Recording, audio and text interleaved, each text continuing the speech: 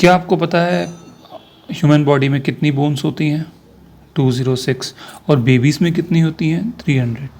Yes friends, babies have more bones than adults.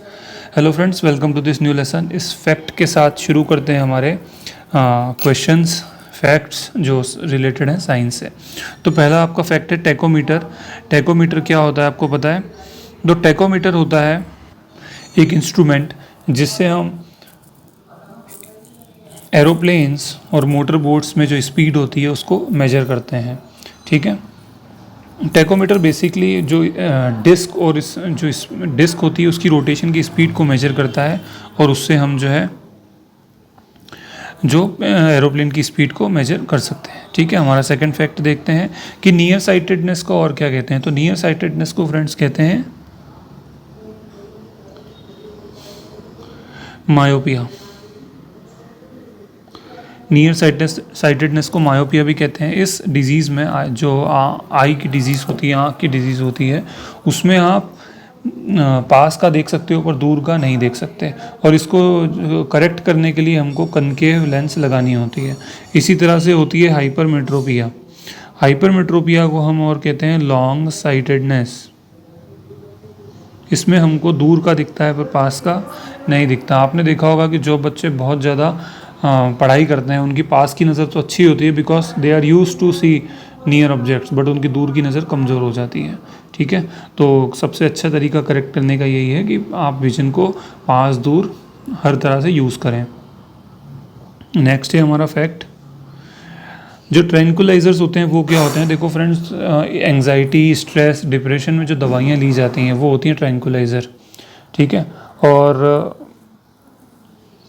Tranquilliser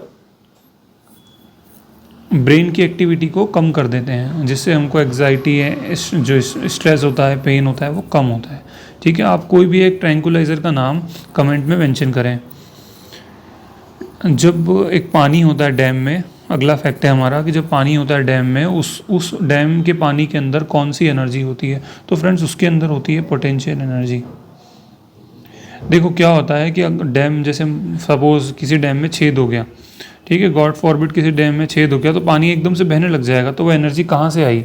वो kinetic energy जो आई है वो कहाँ से आई है? तो वो कहाँ से आई है कि जब वाटर जब डैम में स्टोर होता है तो उसके अंदर होती है पोटेंशियल एनर्जी, जो एनर्जी, ठीक है, जो पोटेंशियल एनर्जी होती है जो बाद में काइनेटिक एनर्जी बनती है। ठीक है, इसी तरह से क्या होता है कि अगर हम एक छोटा सा ब्लॉक होता है उसको हमें किसी हाइट पे रख देंगे, ठीक है, तो हाइट पे अगर रख देंगे उसके बाद उसको अगर थोड़ा धक्का देंगे तो वो नीचे गिरेगा। तो जो काइनेटिक एनर्जी आई वो कहाँ से आई? वो पोटेंशियल एनर्जी से आई। एनर्जी आप बताइए क्या होता है? एनर्जी होता है कैपेसिटी टू डू वर्क। ठीक है, तो पोटेंशियल एनर्जी क्या होता है? पोटेंशियल एनर्जी वो एनर्जी होती है जो बाद में काइनेटिक एनर्जी में कन्वर्ट हो जाती है, और kinetic energy then do work. ठीक है, तो इस तरह से हमको ध्यान रखना है। एप्सम सॉल्ट क्या होता है? तो एप्सम सॉल्ट होता है आपका मैग्नीशियम सल्फेट, MgSO4, और ये एज अ मेडिसिन भी यूज़ होता है। इसी तरह से अगर आपसे कोई पूछेगा कि जिप्सम क्या होता है तो आप क्या बताओगे? जिप्सम होता है कैल्शियम सल्फेट। अगर आपसे कोई पूछेगा डोलोमाइट क्या होता है, तो डोलोमाइट होता है मैग्नीशियम कार्बोनेट। ठीक है, वल्कनाइजेशन और रबर किसने इन्वेंट किया था? तो ये इन्वेंट किया था चार्ल्स गुडियर ने। तो ये चार्ल्स गुडियर ने वल्कनाइजेशन ऑफ रबर को डिस्कवर किया था। क्या होता है? जो रबर होता है उसको हम गर्म करते हैं सल्फ़र की प्रेजेंस में। ठीक है, तो रबर में एक लिंकेजेस बन जाती हैं जिससे कि रबर ज़्यादा यूजेबल, ज़्यादा ड्यूरेबल हो जाता है, ज़्यादा काम का हो जाता है। ठीक है, प्लांट सेल और एनिमल सेल में बेसिक डिफरेंस बताना है। अभी यूपीएससी में ये क्वेश्चन आया था। तो प्लांट सेल और एनिमल सेल में बेसिक डिफरेंस ये है कि एनिमल सेल में सेल वॉल नहीं होती है, प्लांट सेल में होती है। अच्छा, आप एक इंटरेस्टिंग फैक्ट बताओ, जो बैक्टीरियल सेल होता है, बैक्टीरिया होता है, क्या उसमें सेल वॉल होती है?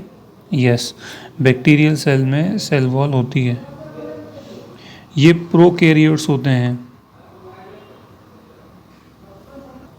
तो अब ये प्रोकैरियोटिक सेल क्या होते हैं? इनके अंदर न्यूक्लियस नहीं होता। ठीक है, और जो आपके यूकैरियोटिक सेल होते हैं उसमें न्यूक्लियस होता है। तो ध्यान रखना, एनिमल सेल में सेल वॉल नहीं होगी, प्लांट सेल में होगी, बैक्टीरियल सेल्स में भी सेल वॉल होती है। ठीक है, और ये प्रोकैरियोटिक होते हैं। तो फिर बैक्टीरियल सेल में क्या नहीं होता? तो बैक्टीरियल सेल में न्यूक्लियस नहीं होता, और दूसरे जो मेम्ब्रेन, जो कि मेम्ब्रेन बाउंड ऑर्गेनेल्स होते हैं। सेल के अंदर भी तो छोटे छोटे दूसरे जो होते हैं वो ऑर्गेनेल्स, छोटे छोटे पार्ट्स होते हैं, उसको हम मेम्ब्रेन बाउंड ऑर्गेनेल्स बोलते हैं, जिनकी खुद की मेम्ब्रेन होती है। जैसे कि माइटोकॉन्ड्रिया, तो माइटोकॉन्ड्रिया में क्या खुद की मेम्ब्रेन होती है जो सेल के दूसरे काम करते हैं, जैसे एनर्जी देना। तो बैक्टीरियल सेल में मेम्ब्रेन बाउंड ऑर्गेनेल्स नहीं होते हैं। जाइलम और फ्लोएम का यूज़ बताना है आपको। तो पहली बात तो ये दोनों हैं क्या? तो दे आर टिश्यू। टिश्यू आपको पता है सेल से मिलके बनते हैं टिश्यू, टिश्यू से मिलके बनती है ऑर्गन। तो जाइलम फ्लोएम क्या है? आपके टिश्यू हैं। जाइलम मदद करता है वाटर की ट्रांसपोर्टेशन में, और फ्लोएम मदद करता है आपकी फूड ट्रांसपोर्टेशन में। ठीक है, अगला देखते हैं। Okay, this is it.